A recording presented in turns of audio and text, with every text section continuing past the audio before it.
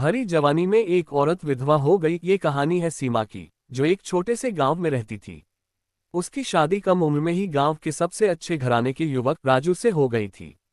दोनों की जिंदगी खुशहाल चल रही थी। सीमा और राजू के बीच बहुत गहरा प्यार था। दोनों ने मिलकर अपने भविष्य के सुनहरे सपनों को बुना था, लेकिन किस्मत को कुछ और ही मंजूर था। एक दिन राजू काम पर शहर जा रहा था, लेकिन रास्ते में एक भीषण दुर्घटना का शिकार हो गया।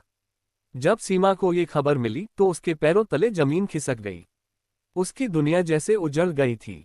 वह बुरी तरह से टूट चुकी थी, पर समाज का सहारा और बच्चों का भविष्य उसकी जिम्मेदारी थी। उसे खुद को संभालना पड़ा। सीमा ने अपने बच्चों के लिए एक नई ताकत जुटाई।